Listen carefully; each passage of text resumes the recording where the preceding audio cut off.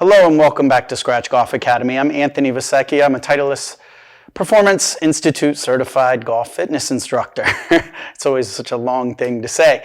Today I want to talk to you about early extension, slicing.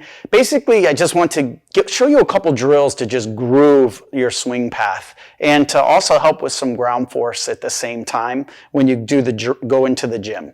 So stay tuned, like, subscribe, comment. I will obviously answer your questions, and we'll get started on some of those drills. Okay, so the first drill we're going to do is going to be called merry-go-round. This one is just literally so you can feel how your lower body works during the golf swing, okay?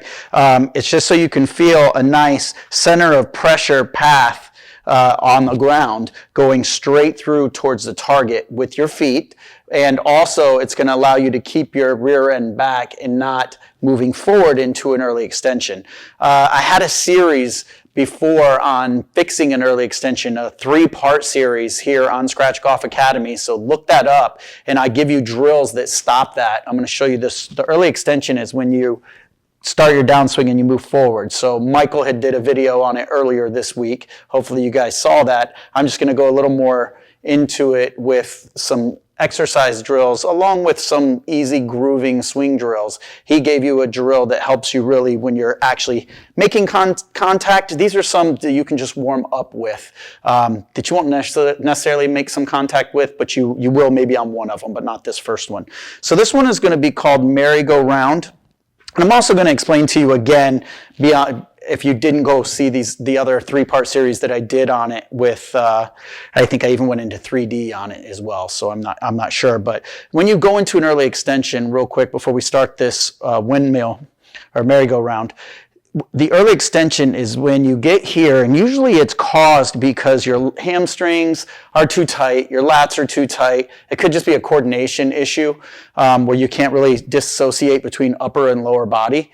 And sometimes it can be just your hips are tight, so you have a hard time. So there's variable things, and again, I go through that all in my 3-part series. But for today, I'm just going to show you ways to groove it. And if you're not swinging hard or you're doing it nice and gentle, you should not be injuring yourself. You're just going to kind of groove that path into your brain.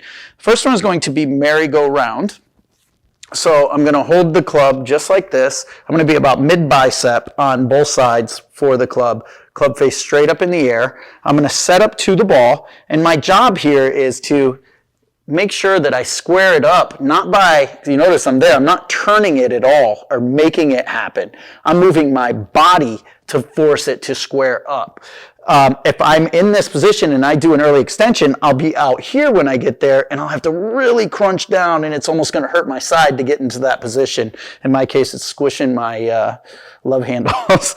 But so you'd go here, and you push your rear end back, clear it out of the way, and make sure that you're pushing straight through this trail foot, right through to the target. So I'm going to do a couple of those, and you'll notice, straight up, yep, that if I rotate through properly with my lower half, it's easy for me to get there.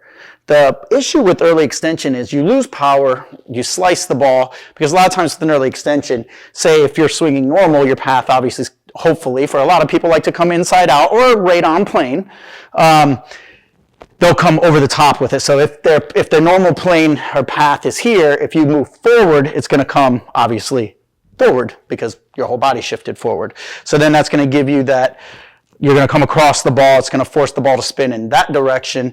And obviously if your club face is open to that path, it's going to send it even further in that direction. All right.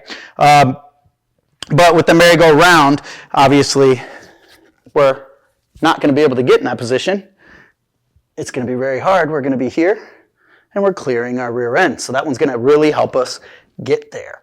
Now, the next one that we're going to do is we're going to take, I just grabbed a broken club, and I'm using it as an alignment rod because I, for some reason, didn't have one in there today. I'm going to get the ball out of here now for this drill.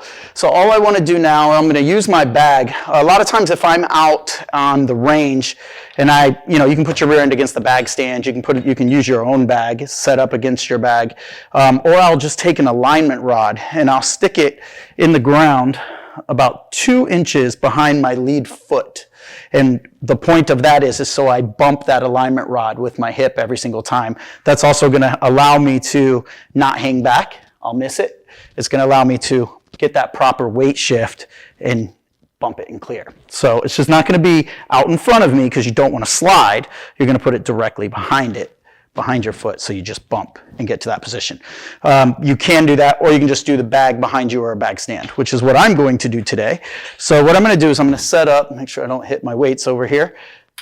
So I would just set up to this right here, and all I'm going to do is create path. So I'm going to make sure I have about an inch between my rear end and the bag. That way it forces me to push back into that bag so I'm not moving away from it, okay? So it's going to force me to keep my chest low covering the ball, because the more I push my rear end back, the more I'm going to cover. Now I would like to have a slight inside out swing path, so I'm going to set this up slightly inside out or slightly aimed out in that direction. And I'm going to start with small ones, and I'm just going to keep trying to follow that path and bump my left cheek against this bag over and over again. So on my backswing, I'm going to bump my right cheek. On my downswing, I'm going to bump my left. So I'm just going to keep doing that over and over again so I can really feel myself grooving that position. So that's one drill that I like to do to warm up, is just doing that. And then if I want to hit balls, kind of move all this stuff back this way, I would then move it slightly closer to me, put the ball on the other side of that, and I would try to follow that same path. I probably have everything out of whack here, but I would try to do that same thing. So I would set up and I would do that right cheek bump, left cheek bump, and then hit the ball. So I'm just tapping out there. So I would do that over and over again just to really start to feel myself grooving that pattern.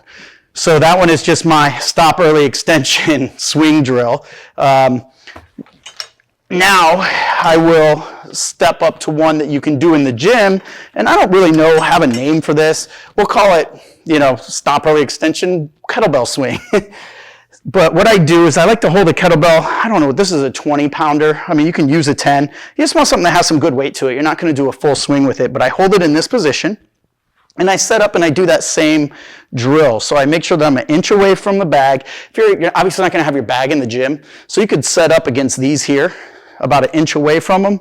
And the whole point of this drill is you're going to tap your right cheek, tap your left as you're swinging. But now, if you grab a band, an exercise band or anything like that, you can drop it on the floor. And if you want to practice that inside out path, you can do that with all of this. Okay, so you could set this up slightly inside out. You can set up to your box. We'll pretend this is my box. And I'm going to hold in this position. I'm going to go right cheek, left. And I'm going to go along that path, and almost having something heavy like this in my hand kind of forces it inside out if I'm really clearing this hip. So I do a couple of those, and that just helps me also not just with swing path, but it's helping me keep my rear end back. But what it's also doing is, because of this heavier weight, it's forcing me to load that trail leg, because the weight's dragging me into it, so it allows me to feel more of a push off of it as I come through. So it's not only just helping with my path, keeping my rear end back, but it's also helping me load and unload and really feel more ground force during this drill. So try those three. Hopefully they help you eliminate a slice, help you stop early extension, and just start to feel a groove of the golf swing with both fitness and being on the range.